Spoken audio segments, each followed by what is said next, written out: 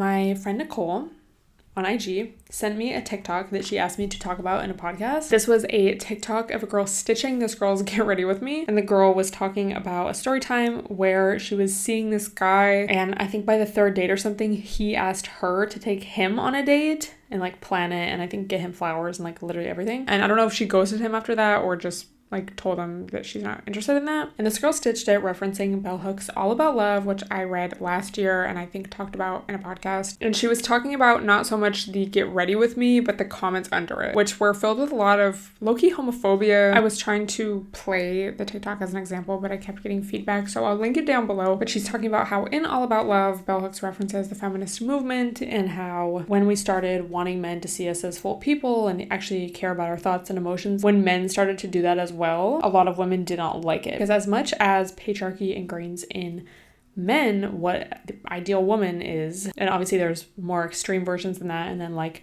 not so extreme versions of that. You could call yourself a feminist and still live by, you know, patriarchal relationship structures and gender expectations. It doesn't have to be like super extreme. Patriarchy also ingrains in women, you know, what the ideal man should look like. And that often means like a man who is strong, a man who provides, a man who doesn't cry or really show that much emotion. It's so true. I feel like, you know, women will say, oh my God, I just wish he would open up to me more and be more honest. I wish we could just talk about our feelings more. But the amount of women, bro, even like the whole icks trend, like the amount of women that will say like, oh, I saw him cry. And it was like such a turn off. I could never see a guy cry in front of me. But side note, like, you know, when guys cry to be manipulative, like there's that. But then like, they're just like showing emotion. Like I'm being human. There's definitely a lot of women out there who are very homophobic.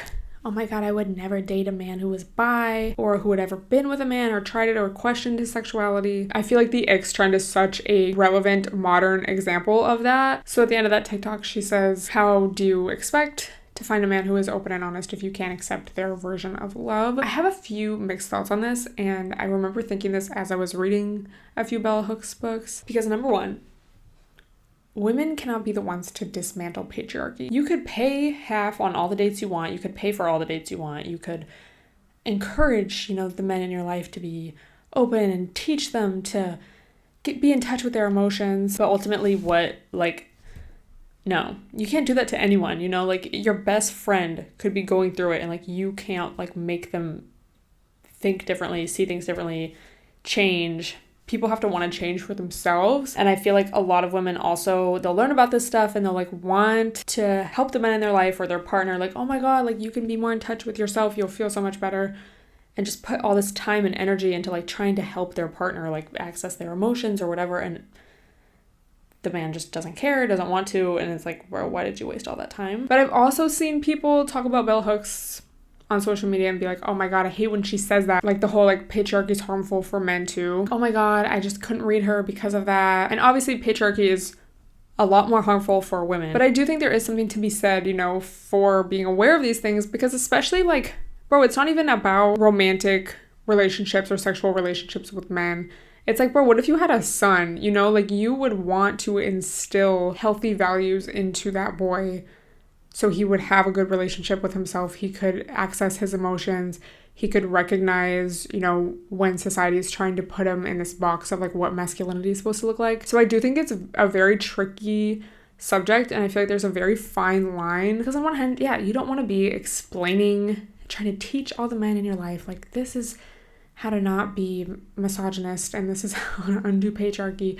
But at the same time, it's like you don't want to just be like, oh, it's an ick if you cry in front of me, you know? So I think realistically, what we have to do, let me know your thoughts on this, is reflect within ourselves. What is it that I want in a partnership with a man? You know, check yourself. Do I have internalized homophobia? Do I have a very specific, almost rigid view of what a man should be and what masculinity looks like? And I think to set strong boundaries when dating. I also think decentering men from your self-worth, decentering romantic relationships from your life also makes a huge difference. The more you can work on that, the more you can be fulfilled from yourself and your friendships and your other relationships. When you know exactly what you want, what what your values are. You don't have to be necessarily afraid of dating. Like, obviously there's like other fears that come along, like, will I get murdered? But like, I feel like you can remain hopeful and open while still having strong boundaries to protect yourself. I also wanted to give a quick story time that I feel like really relates to this. For me, one time I was dating this guy. What I first really liked about him is that he was very quote unquote masculine, in the sense of he was always planning dates. He was always checking in with me. He was always making sure that I was good, you know. He would get my Ubers. He would always pay for everything. I started to realize what I thought was like, oh, he's being thoughtful, he's being a provider, he's being this and that and like whatever. He was actually just very controlling, and I did not end up feeling like there was any space for me to state my actual needs as an individual or to disagree with him. And I would really honestly feel scared of him. And it was just so interesting to me because, you know, on paper, I guess you would say, you know, oh my God, he's like a great guy to date. Like, oh, I'm such in my feminine energy and he's such in his masculine energy. This is a great pair. But it's like, bro, I could be any random bitch in this situation, you know? Like, I'm just filling the role of woman. I don't feel seen as an individual. There's no space for me to speak up or say, no, I don't want to do that, because he was so controlling. It's like, yeah, he's, you know, doing things that a lot of women want, but it's like, at what cost, bro, you know? And so after that, I kind of had to ask myself, like, okay, like, this was a guy that had very masculine qualities, and obviously not every guy that has these, you know, masculine traits is gonna necessarily be like that. So I kind of had to ask myself, what is it that I do want? From that, I really realized, like, oh, I want like a partnership. I feel like it would be very easy to go out there and find, you know, a masculine kind of guy and just like fill the role of being like, oh, I'm just in my feminine energy, I'm so submissive and he plans everything. But it's like, that's not the core of who I am. Yeah, at times I want someone to take charge. But bro, I want that even in friendships, you know? I feel like it should be a somewhat equal give and take of, I don't know, like, I'm a strong independent woman, you know? Like, I'm not just like, I'll just sit here and you can do everything and I don't have any opinions, you know? Like, that's just not me. And so it was really hard to be in that situation. And so I just had to ask myself, like, okay, like, what is a true partnership? What does that look like?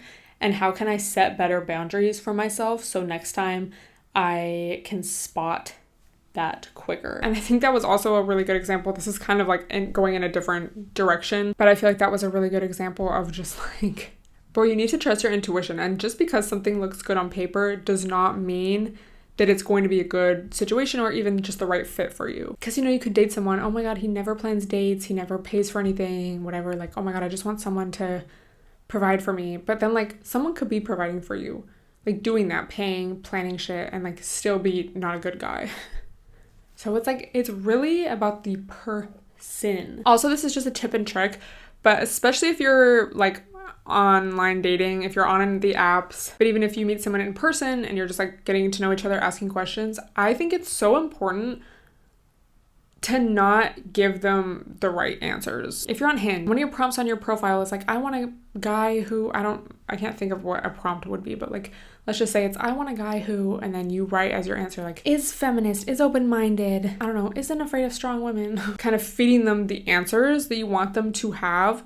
Don't do that. You know, I feel like it's so important to let guys reveal themselves, because if you give them the answers, bitch, they could play into that role. Just get to know someone and then just peep, because guys will tell on themselves. I think it comes down to this. Chivalry, yeah, I think chivalry to an extent is important. Like, I'm gonna notice if a guy doesn't do stuff, if a guy's not thoughtful in the sense of like opening the door for me, just like making sure I'm good, making sure I get like the comfy seat, I don't know. I'm gonna notice if a guy doesn't do that. I feel like it's kind of weird, but chivalry is not like a make or break in the sense of like, that can't be the only thing. A guy could be the shittiest guy in the world, but he practices chivalry, he'll like open the door for you and girls are like, oh my God, he's so sweet. Like, chivalry is pretty fake. It's like, it's just acting, you know? Like, someone could literally be the most misogynistic piece of shit, like hate women, like want to actually murder you after this, but then he could like open the door for you and an old lady and it's like, oh my God, he's just so chivalrous. Bro, like, we need to like move past this. Like, I'm not saying like don't open the door for me, but I'm saying like you need to provide more than that. Anyway, so I'd love to hear your thoughts on that. Again, I feel like some mixed opinions, but ultimately I think it just comes down to yourself, reflecting in yourself, you know, what it is you truly want, setting boundaries to protect yourself, and then to kind of like navigate yourself to where you do want to be, and don't spoon feed these guys the right answers, because you just need to let them reveal themselves.